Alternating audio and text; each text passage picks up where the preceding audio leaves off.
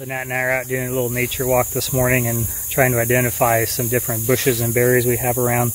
And I came up to our milkweed patch to see if we have any monarch butterflies. And sure enough, there's a little monarch larva right there working on a milkweed. So you can see all the little poop right there. He's working away. Keep the dog from knocking him over. So all these in here are all milkweed, and we noticed that we had them out here after the first year, so made sure we didn't cut them down and kind of left them alone for a while. So I bet as I walk through here I'll probably find quite a few more larvae.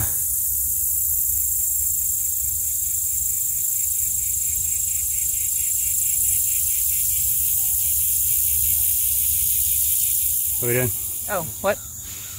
We're picking plums. These are a variety of wild plum, and I've talked to several other farmers around here and in Kansas, and we're still having trouble identifying exactly which one because there are several different varieties overlap, but it is edible. Shush, he's glaring at me. He's like, too much information, Natalie. We're going to pick wild plums today. Oh, it's your police radio voice. My school teacher voice. Your school teacher voice. Teacher voice. Yeah. So. Picking plums. We are picking plums, yes. They're edible and gonna make jelly. Shush. We're gonna make jelly. I'm going to make jelly and maybe pie.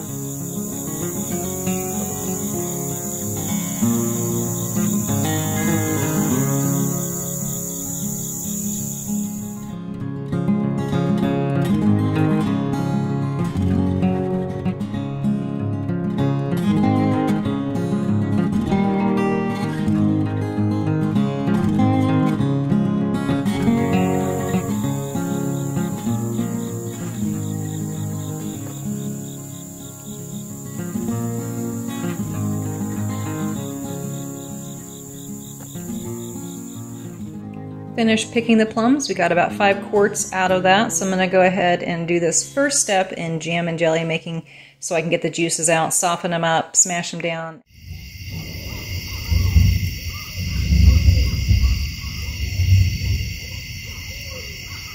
Our front came through overnight, dropping enough rain for about 2,000 gallons of water in our rainwater collection system and really cooled things off, which makes it a perfect time to work on the bees.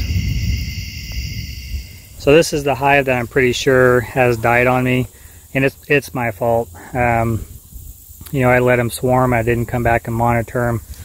But you can see down at the bottom all that residue down there that's come out of the hive.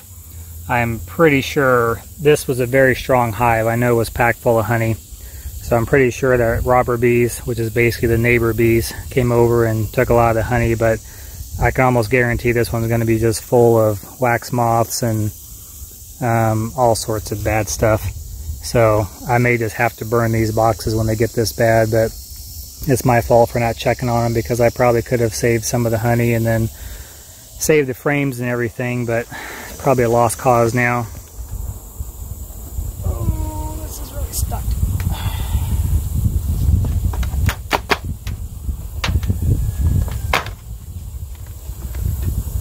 Oh yeah. These are all waxworms. All over the place.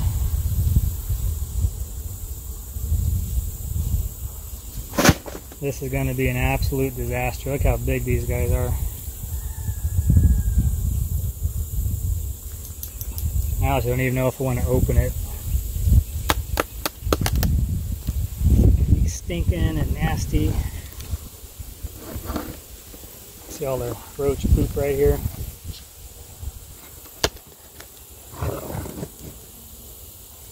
Oh man, this is bad. Bad, bad, bad.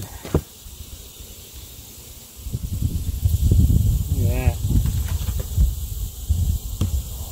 Waxworms all over the place. There's still, those are robber bees. Full of robber bees. I can see all the honey in there. They pulled all the honey out. And these bees are just from the adjacent hives. They're just getting in there to scavenge what they can. But there are thousands and thousands of wax moths in here. My fault.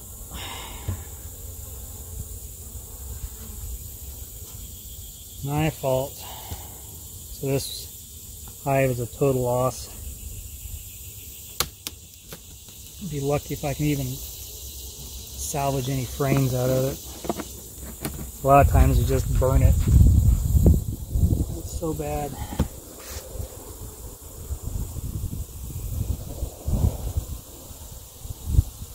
Yep.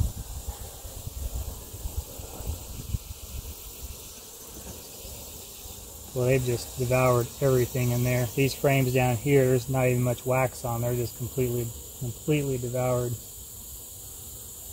So all that dark stuff is poop that's on the ground. Wax moth poop all over the place.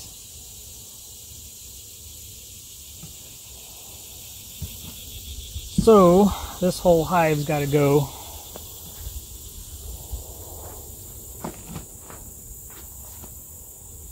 I think I may just toss it out there in the yard, and then yeah, I'm gonna do it. I'm just gonna go throw it out in the field and scatter everything out and let the animals and bugs and birds come do their thing, and then pick it up in a couple days and see if I can salvage the boxes or the frames or anything. But it's toast. I went to their remaining hives and harvested around 8 frames. Only 2 of the frames were built in such a way that they could be put in the spinner to extract the honey.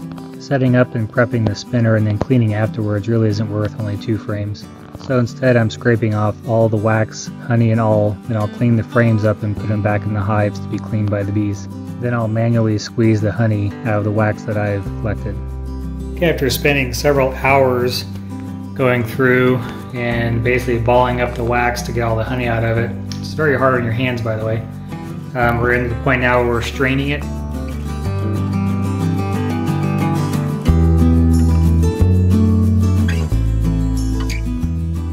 Okay, it's about 20 hours later or so, and you can see we got close to probably 5 gallons in there. Okay, so I got my bucket here that we just cleaned the honey out of. I'm going to leave this out. There's already 1 bee. I literally just put this in here. I walked out and 2 seconds later there's a bee on it. So we are going to give back to the bees. So I'm going to set this up. I don't know where he went. He's buzzing around here. Put it on a time lapse and see how many bees we can accumulate here.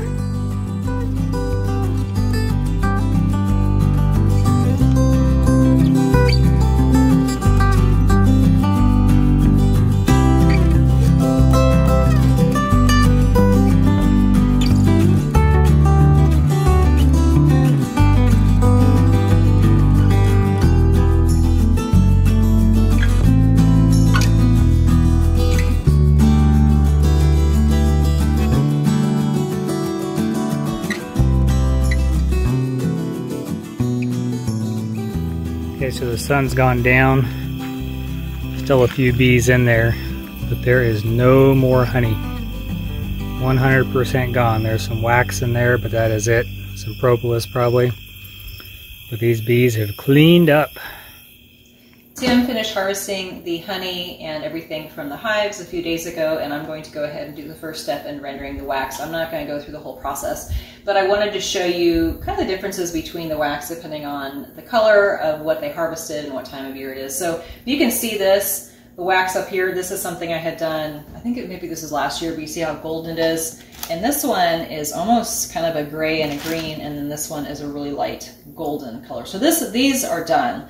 I may go ahead and mix them all in to have a uniform color, not quite sure, but this one is super golden. So this, the first step is I put them in some tights or some hose or something, and I put everything in. So what Tim had squeezed to get the honey out, this is gonna be big. So that is all those balls of wax that have gunk and little bee legs and things like that in it. So we'll go ahead and render this, the first step, fill it up with hot water, and we'll boil it. Make sure and keep an eye on it because waxes have a high flash point. So we'll go ahead and do that. The first step, we'll dispose of this, and then I will render it a few more times, and I'll use some finer material to do that, so it has a nice wax that I can use in other products later on. Things are a little bit of a mess in here. We're getting ready to jar up the honey, and then jelly. We're going to be doing that because we picked those plums. We're going to go ahead and pick plums again next weekend. So this room, this is what this room is going to be for, is making the jelly, doing the beeswax, that kind of stuff, so we're not putting it in the kitchen. There you have it, 8.5 pounds of freshly rendered beeswax, ready to get used in lotion bars and lip balms and all sorts of goodies. I'm up in the lift working on getting some grapes. We found several wild grapevines around the property.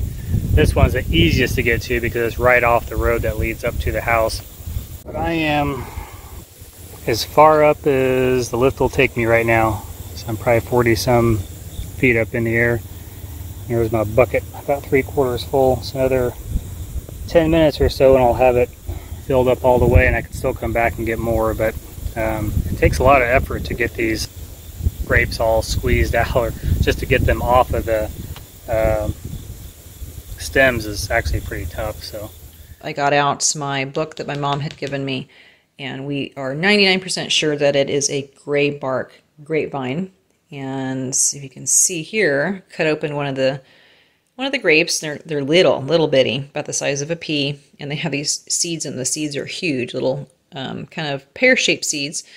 There's not a lot of juice in them. There is juice, and it's kind of a sharp tart flavor, and then it gets sweet. So I'm excited to see what these taste like as jellies. That's a nice looking one. So Natalie's gonna make apple stuff. Butter. Apple butter. Apple butter. So these apples came from a neighbor where we got the bees from the squirrel hive, we're calling it. The bees from the squirrel. Yep. And they had a huge apple tree out front, so I brought them some honey, and they gave us a huge box of apples. So of course, these are not store apples. They don't look pretty. They're good for baking. Yes. So you peel off because they don't spray them or anything, so you still get the fungus. These are what apples are supposed to look like. Yeah. I mean, these are natural apples. These are natural apples. That's what they're supposed to look like. So those of you who know what this is, you're probably wondering why I'm peeling them. This part right here does peel the apples, but it doesn't work if you're using anything. I mean, something like this might work, but you have to have the perfect apple, otherwise it won't peel it. And this is just a whole lot faster than having to do it like this. So anyway, I'll show you how to make this work. It has a suction cup. Suction it down to the table. Still saying it looked like some sort of torture device. It does. Poking someone's eyeball out. So usually I'll peel a bunch and then do this part. But you want to line it up. You want to try and line up this hole and then here with the core. Push it on there. Now here, this part you can adjust it, and it has a spring on it. But see how the apple's not round, and especially some of these that have like really wonky sides, it won't peel them at all. So, and then you just do this. It cores them, and then it spirals them, which is super cool. See? Very fast. Guess what, you guys? It is absolutely gorgeous outside. I'm going to take advantage of those clear skies and do some baking and cooking and laundry and all that fun stuff. But I have the first batch of apple butter started, and I just stirred it, and the cinnamon, cloves, oh my gosh, it smells like fall and it's amazing. This will be cooking pretty much all day. Hopefully it will get done today so I can get it all canned and jarred. I just started it, so it's got a long way to go. Trying the crock pot method this time. And then over here I have those wild grapes. Tim went and picked another gallon bucket. He brought the lift back and went farther up into the tree, farther up into the vine. He said there's still some up there he couldn't get to. But this pot is 8 inches deep, and there are about 8 quarts of those wild grapes in there, and I won't tell you how many hours it took us to go through and pick them all off. But anyway, I'm going to go ahead and get this going to prep the juice so I can make jelly with it. I have the mulberries out in the pot to start cooking those down and condensing them, getting them ready to make jelly. So I'm going to cook these down and then squeeze them, strain them. Over here, This is the best place I could find to do it, to keep it out of the way. But this is the Plum Jelly, and this is almost done.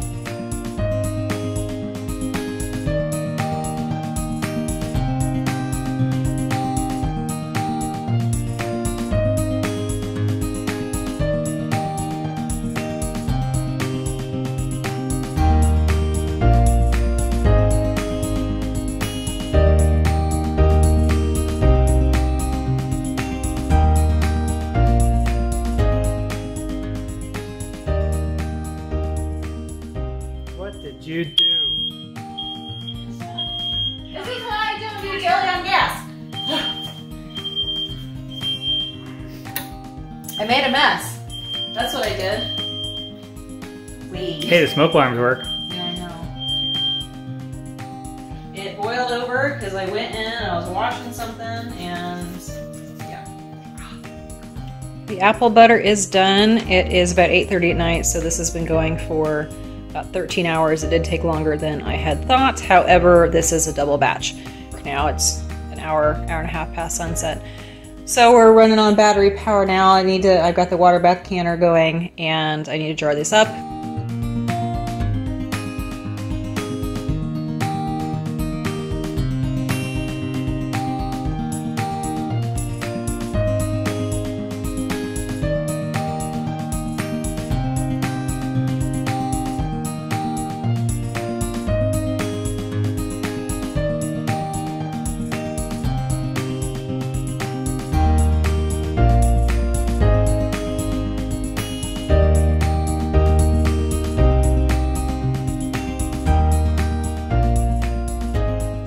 I'm done making jelly for today. I have 5 batches there. 3 of them are mulberry and 2 of them are a mix of the mulberry. I only picked a little bit of blackberry. This year there just wasn't much, and then the rest of the wild plum. And then down here are the ones that I made yesterday. So those are all sealed up. I need to label them and all that. So that would be the grape jelly and the rest of the apple butter, which is amazing. What do you want me to say? Are you on? Mm-hmm. Okay, so, which I hate it when I start that way. You start over. Stop. I'll just edit it out and then use it at the very end of the gag reel. The gag reel? Yeah. The blooper reel? I know, I hate it. Okay. Anyway, Tim had got...